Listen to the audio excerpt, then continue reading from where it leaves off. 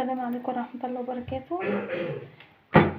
الهريسة الدمياطي حبيب قلبي، المقادير بتاعتها كوباية سمنة بلدي او على حسب بقى سمنة بلدي او هولندي بس تكون نوع نظيف، وحوالي 3 كوبايات دقيق سميد، كوباية لبن، ونحط السكر يتكرمل. ده حوالي نص كيلو سكر حتى يتكرمل اهو. بصوا اتكرمل على البوتاجاز ما شاء الله، كرمل اهو بتاع الجمال.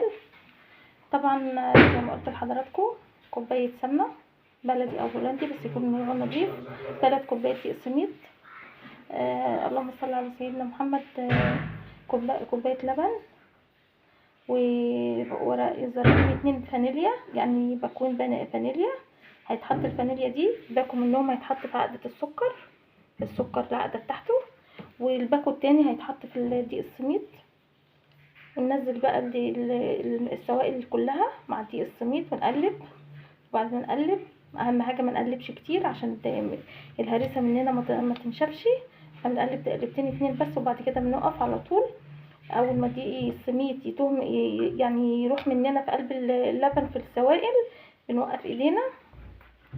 وبعد كده بنحط بقى ايه الزبيب السوداني المكسرات جوز الهند بنحطها في العجينه طبعا اهي شايفين زبيب ومكسرات، بس بنحطها في قلب العجينه. يا ريت يكون لوز فستق على حسب ما انتوا عايزين بقى يا حبيب قلبي. طبعا اللهم صل على سيدنا محمد. ادخلها الفرن وما تطلع من الفرن ان شاء الله اصورها معاكم واوريكم النتيجه اهي. اللهم صل على سيدنا محمد. بعد ما تطلع من الفرن ان شاء الله اصورها معاكم واوريكم النتيجه باذن الله. دي عقده السكر زي ما قلت لحضراتكم ما شاء الله، دي نص كيلو سكر ما شاء الله، يعني نص كيلو سكر، يعني انا معادل 3 كوبايات من بتوع العصير سكر. كوبايتين 2 مش 3، انا اسفه سوري، كوبايتين 2 سكر كبار، عصرة ليمونه، كيس في فانيليا بيتحط في العقده. يا ريت لو عندكم عسل كلاكوز تحطوا معلقتين عسل كلاكوز في عقده الشربات دي. عسل الكلاكوز بيخليها طبعا يخلي العقده بتاعه الشربات حلوه لاي يعني حلويات وكده.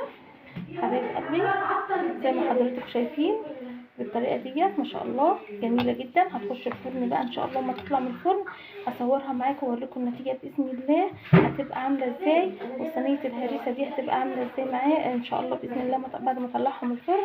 دلوقتي هدخلها في الفرن حراره على 180، يعني 180 او 160 اهم على حسب نوع يعني درجه الحراره اللي في الفرن اللي عندكم، ميكروويف او فرن بوتاجاز اي فرن موجود عندكم. ظبطوا الحراره جدا، بس اهم حاجه تكونوا مولعين الفرن قبلها بربع ساعه، يعني وانتوا بتجهزوا كده الهريسه دي تكونوا مولعين الفرن يكون سخن وتدخلوها على فرن سخن عشان يعني تحمر معاكم بسرعه وما تنشفش منكم. حبايب قلبي لو وصلتوا معايا لحد كده لايك واشتراك لقناه هاني من البيت. حبايب قلبي بس لايك كده للقناه. يا رب اشوفكم بخير من داخل مصر وخارج مصر. اقول لكم استودعكم الله الذي لا يضيع ودائعه. والسلام عليكم ورحمه الله وبركاته.